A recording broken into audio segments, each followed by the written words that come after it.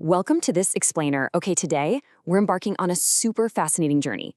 We're moving far away from the traditional, deficit-focused management style, and we're diving deep into the empowering and honestly highly effective science of strengths-based leadership.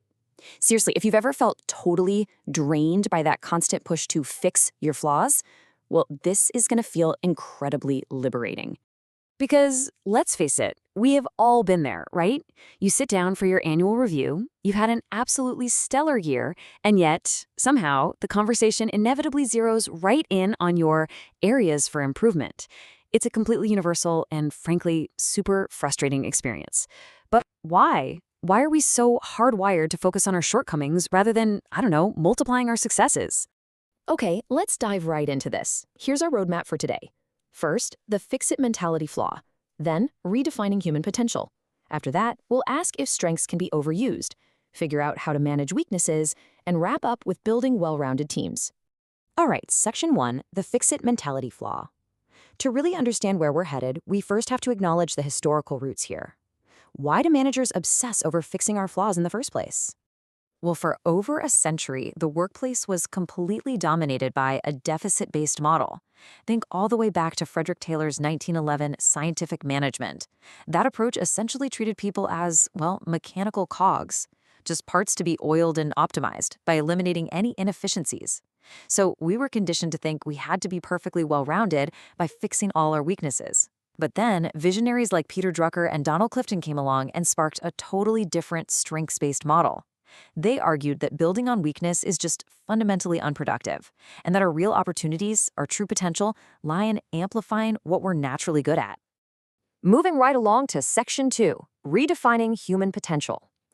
Shifting our focus to strengths isn't just some feel-good HR theory. It is a rigorous, proven strategy that drives massive organizational ROI. Let's look at the actual numbers here. Gallup's extensive research reveals a pretty staggering figure. Organizations that actively incorporate strengths into the workplace see up to a 29% increase in profit. That is huge. Basically, when daily work aligns with people's natural talents, efficiency and quality just absolutely skyrocket. On top of that, a strengths-based approach boosts employee engagement by 23%. It makes sense, right?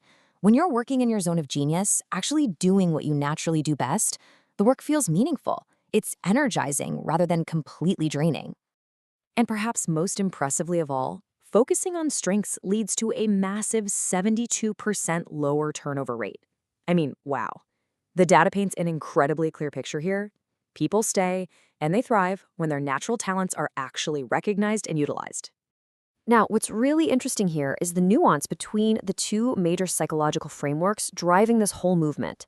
So you have the VIA character strengths assessment, and that focuses on values, who you are at your core, like your capacity for courage or kindness. Meanwhile, Clifton Strengths focuses on talents, what you do, like strategic thinking or execution. And when you use them together, they provide this amazing holistic map of your potential for human flourishing and workplace excellence. All right, let's jump to Section 3. Can strengths be overused? Because as this movement has gained traction, a pretty persistent misconception has tagged along with it. So it is definitely time for some myth-busting. We often hear this theory, prominently advanced by researchers Kaiser and Kaplan, that a strength taken too far actually becomes a liability. They argue that behaviors like being too forceful or too enabling can really diminish a leader's effectiveness. And I know, on the surface, that sounds perfectly logical, right? Well, actually, scratch that. Researchers at Zenger-Folkman analyze data from 20,000 managers, and they fundamentally disagree. They state, pretty unequivocally, that true strengths can never be overdone. They point out that being forceful or enabling, those are just behavioral tactics. They aren't actual strengths.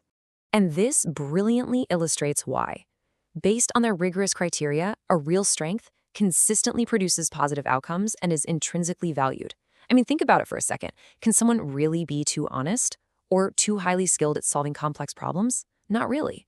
Conceptually, a genuine strength only makes things better the more you use it. You literally never need to tone it down. Which naturally brings us to the big elephant in the room in Section 4, how to manage weaknesses. So what exactly happens to our flaws in this model? Do we just sweep them under the rug and pretend they don't exist? Absolutely not. No way. Through the Gallup lens, a weakness is defined simply as anything that gets in the way of your success. In a strengths-based organization, weaknesses are seen as derailers. They are never excused, they're never ignored, they absolutely must be confronted.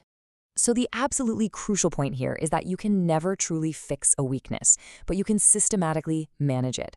First, you need the self-awareness to identify it. Second, you take responsibility for how it impacts others.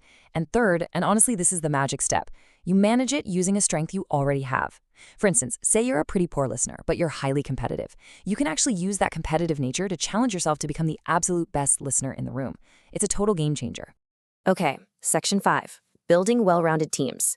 Now that we know how to handle our individual profiles, let's look at the group dynamic, because this is where strengths-based leadership truly reshapes entire organizations. Let's move to the data and see how this builds a high-performing unit. So Gallup found that strengths basically cluster into 4 specific domains of leadership: executing, influencing, relationship building, and strategic thinking. Now, a cohesive, highly successful team needs diverse representation across all 4 of these domains. It's like a giant puzzle.